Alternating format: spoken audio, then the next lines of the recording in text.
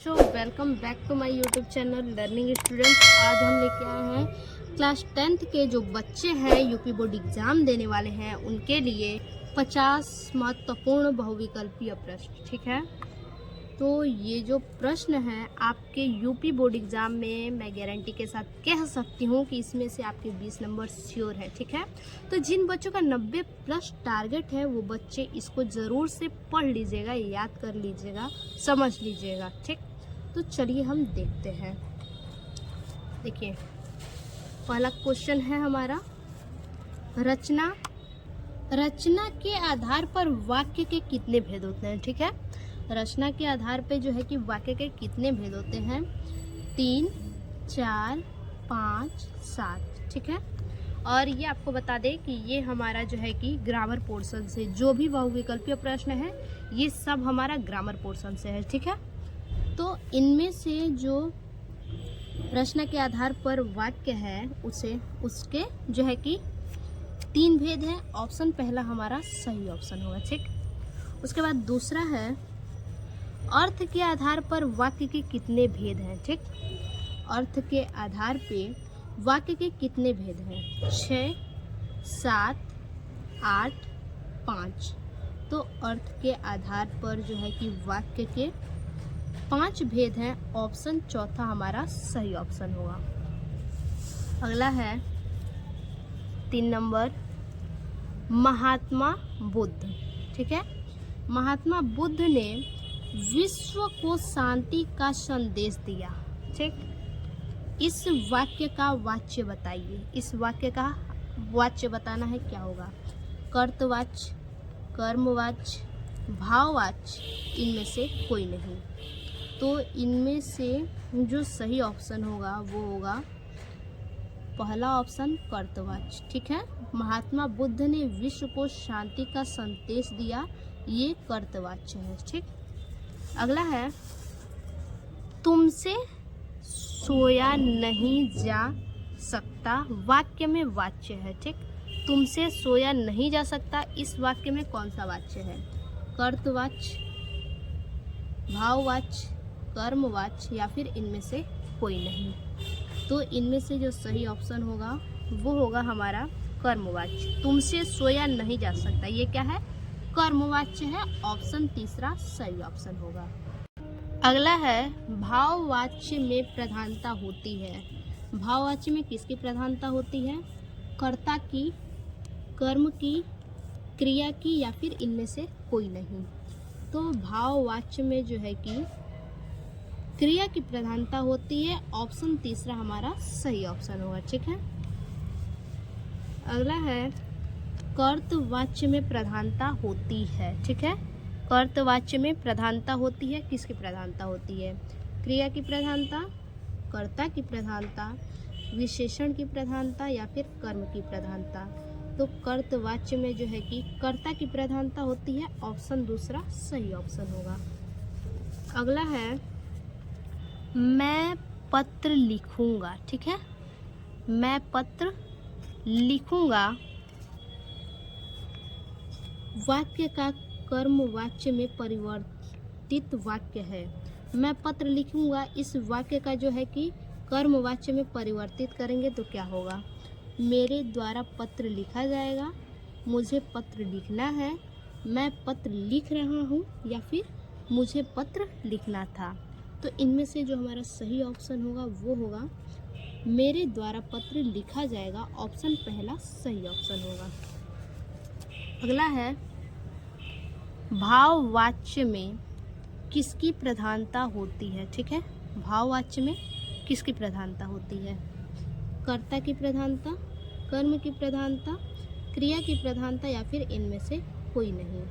तो भाववाच्य में जो है कि क्रिया की प्रधानता होती है। ऑप्शन तीसरा सही ऑप्शन होगा।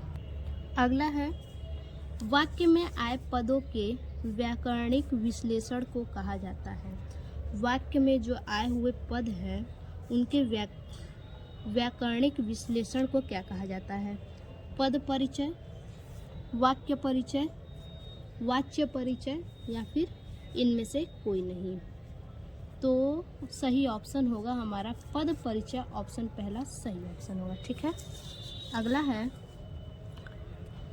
जिन पदों के अलग अलग रूप वाक्यों में मिलते हैं, जिन पदों के रूप क्या होते हैं, अलग अलग वाक्यों में मिलते हैं, उन्हें कहा जाता है, उन्हें क्या कहा जाता है? अविकारी पद, विकारी पद, क एवं ख, अविकारी और विकारी दोनों या फिर इनमें से कोई नहीं। देखिए, जिन पदों के वाक्य क्या होते हैं, अलग अलग मिलते हैं। ठीक है, अलग अलग मिलते हैं यानी अलग अलग होना, यानी विकार उनमें उत्पन्न हो रहा है। ठीक, तो विकारी पद होगा, ऑप्शन दूसरा सही ऑप्शन होगा।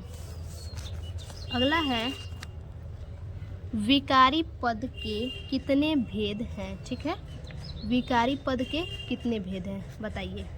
6, 5, 4, 3। तो विकारी पद के जो है कि 4 भेद हैं, ऑप्शन तीसरा सही ऑप्शन होगा। अगला है वह अचानक चला गया। ठीक है, वह अचानक चला गया वाक्य में प्रयुक्त अचानक पद व्याकरणिक परिचय है। अचानक पद जो है कि व्याकरणिक परिचय है, संज्ञा, क्रिया विशेषण, सर्वनाम या फिर क्रिया। तो इनमें से जो हमारा सही ऑप्शन होगा वो होगा क्रिया विशेषण। ठीक है, अचानक जो है कि ये क्रिया विशेषण है। व्याकरणिक परिचय मतलब व्याकरण की दृष्टि से अचानक क्या है, तो क्रिया विशेषण है। अगला है विकारी पद नहीं है। इनमें से कौन सा है जो विकारी पद नहीं है? गाय, सभा, प्रतिदिन, रमेश। तो इनमें से जो प्रतिदिन है ये विकारी पद नहीं है, ऑप्शन तीसरा सही ऑप्शन होगा। अगला है अविकारी शब्द है। अविकारी शब्द इनमें से कौन सा है? इंद्र, गाय, यथासंभव, आप। तो इनमें से जो अविकारी शब्द है वो है यथासंभव। ठीक, इंद्र होगा नहीं, गाय होगा नहीं, आप होगा नहीं। ठीक है, यथासंभव क्या है? इन तीनों से अलग है, तो यथासंभव हमारा सही ऑप्शन होगा। अगला है स्थानवाचक क्रिया विशेषण है। स्थानवाचक क्रिया विशेषण कौन सा है? प्रतिदिन, आसपास, बहुत, स्वयं। तो देखिए स्थानवाचक बोला है यानी जगह के लिए, तो प्रतिदिन होगा नहीं, ठीक, बहुत होगा नहीं, स्वयं होगा नहीं, तो हमारा सही ऑप्शन होगा आसपास। ठीक, तो ऑप्शन दूसरा सही ऑप्शन होगा। अगला है निम्न में से सर्वनाम है। इनमें से सर्वनाम कौन सा है? काला, घोड़ा, वह, लड़का। तो इनमें से जो सर्वनाम है वो है वह। ठीक है, ऑप्शन तीसरा सही ऑप्शन होगा। अगला है अपव्यय पद। ठीक है, अपव्यय पद को अन्य किस नाम से जाना जाता है बताइए? अपव्यय पद, अविकारी पद को किस नाम से? अविकारी पद को। ठीक है, तो अपव्यय पद, अव्यय पद, व्यय पद या फिर इनमें से कोई नहीं। तो जो अपव्यय पद, अविकारी पद को अन्य नाम से जाना जाता है वो है अपव्यय पद, ऑप्शन पहला सही ऑप्शन होगा। उसके बाद अगला है हमारा त्वाम शब्द में। ठीक है, त्वाम शब्द में विभक्ति एवं वचन है। इसमें विभक्ति और वचन कौन सा है? द्वितीय विभक्ति एक वचन, चतुर्थी विभक्ति एक वचन, षष्ठी विभक्ति बहुवचन या फिर तृतीय विभक्ति एक वचन। तो इनमें से जो हमारा सही ऑप्शन होगा वो होगा द्वितीय विभक्ति एक वचन, ऑप्शन पहला सही ऑप्शन है। अगला है तस्मै शब्द में विभक्ति एवं वचन है। तस्मै शब्द में कौन सी विभक्ति और कौन सा वचन है? चतुर्थी विभक्ति एक वचन, द्वितीय विभक्ति बहुवचन, पंचमी विभक्ति एक वचन या फिर इनमें से कोई नहीं।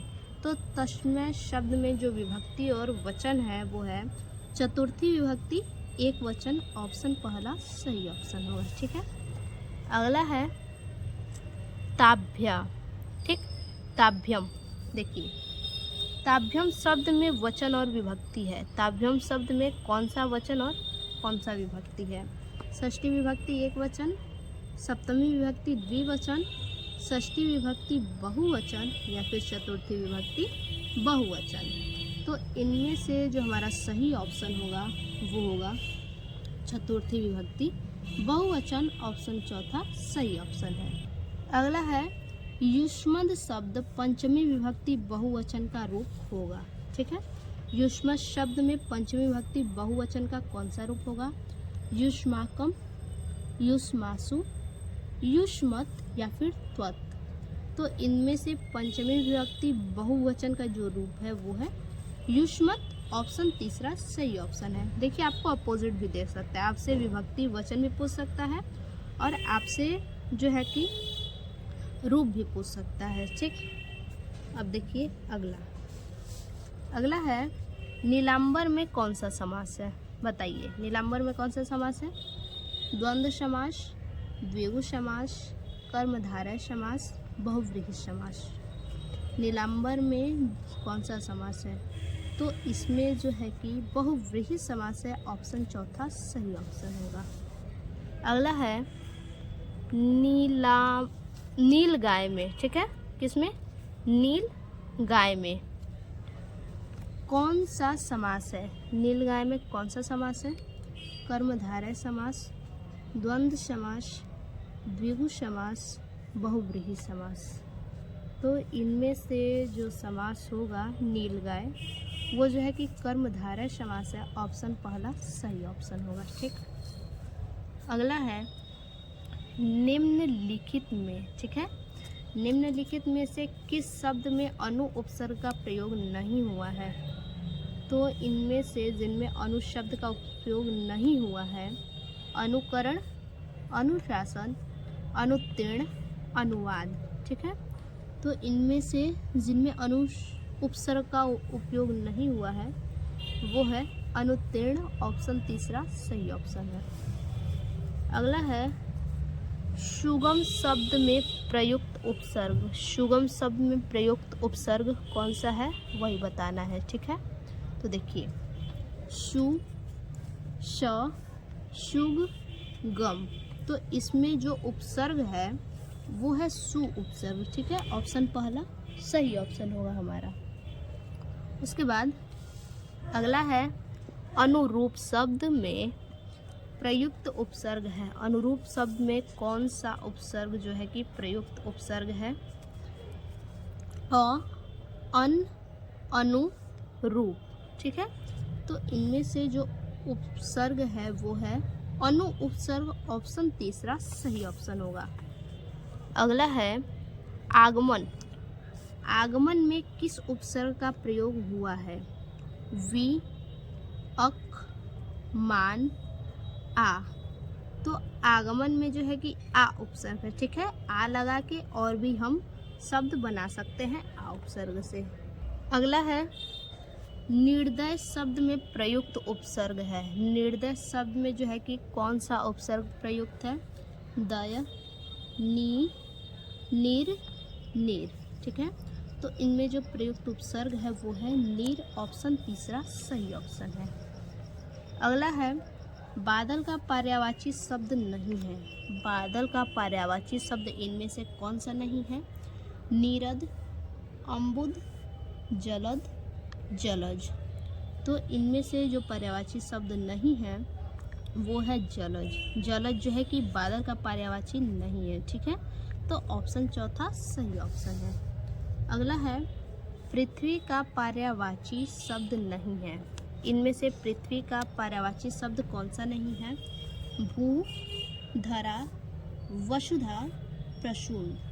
तो पृथ्वी का जो पर्यायवाची शब्द नहीं है वो है प्रसून। ठीक है, पृथ्वी को भू भी कहते हैं, धरा, धरातल भी कहते हैं, वसुधा भी कहते हैं। ठीक है, प्रसून जो है कि पर्यायवाची शब्द नहीं है, ऑप्शन चौथा सही ऑप्शन होगा।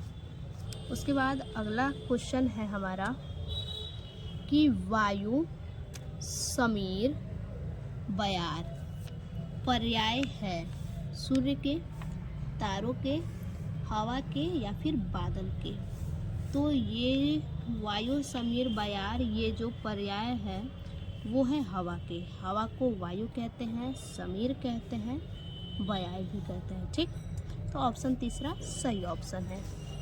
अगला है कि 100 का तत्सम, ठीक है, 100 का तत्सम शब्द है शत, शब, सत, इनमें से कोई नहीं।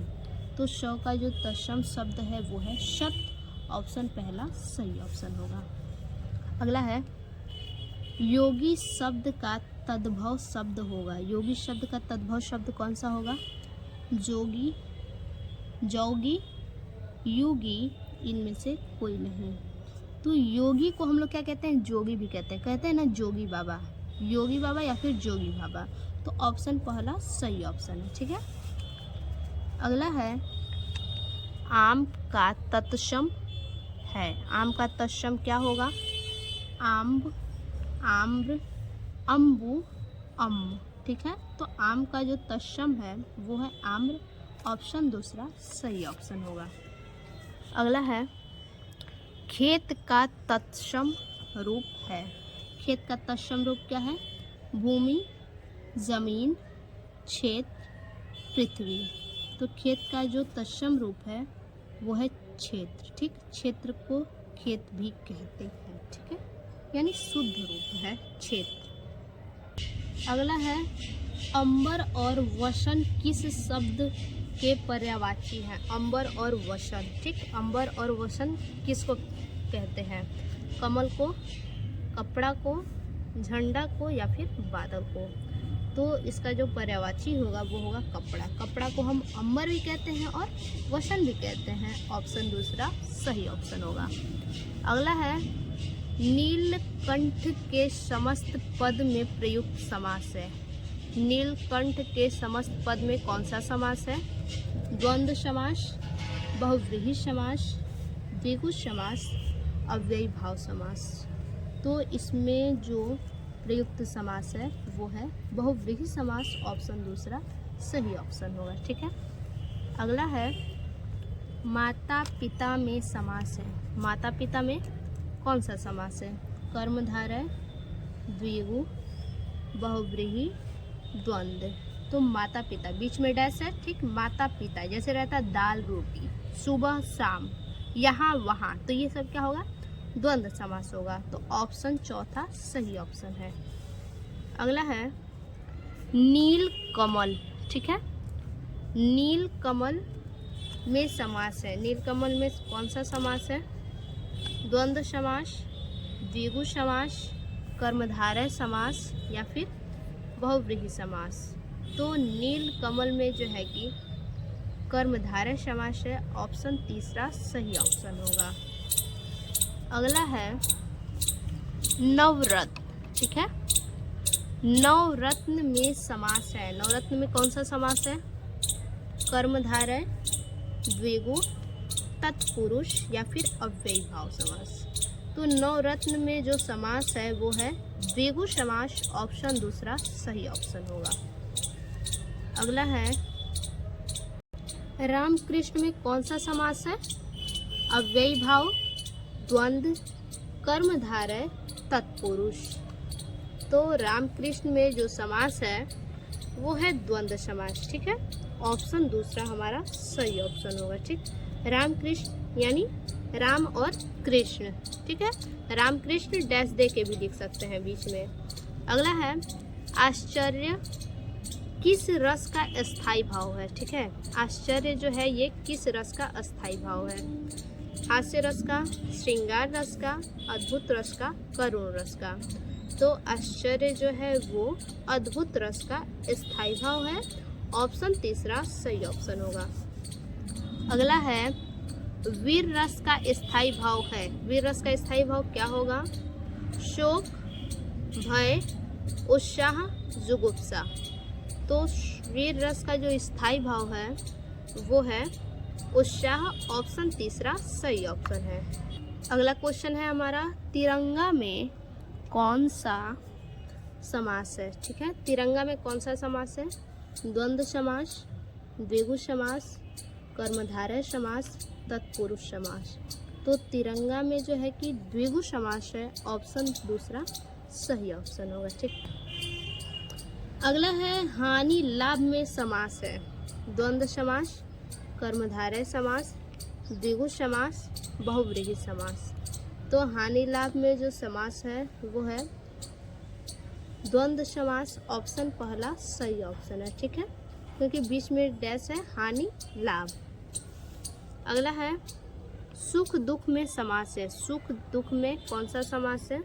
तो देखिए बीच में डैश है और डैश न भी हो तो हमने क्या बताया, सुख दुख एक में होगा तो सुख और दुख हो सकता है। हानि लाभ होगा तो हानि और लाभ हो सकता है। माता पिता होगा तो माता और पिता हो सकता है। यानी ये सब क्या होगा कि द्वंद्व समासी सब कहलाएगा, ठीक है। ऑप्शन चौथा सही ऑप्शन होगा।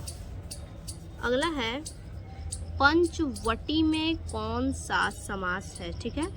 कर्मधारय, द्वंद्व, द्विगु, तत्पुरुष, ठीक है। तो इनमें से जो समास होगा वो हमारा है द्विगु समास। ऑप्शन तीसरा सही ऑप्शन होगा, ठीक है। इसके बाद अगला है वेद पुराण में समास है। वेद पुराण में कौन सा समास है?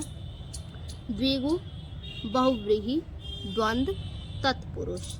तो वेद पुराण, वेद और पुराण हो सकता है, तो इनमें जो है कि द्वंद्व समास है। ऑप्शन तीसरा सही ऑप्शन होगा। अगला है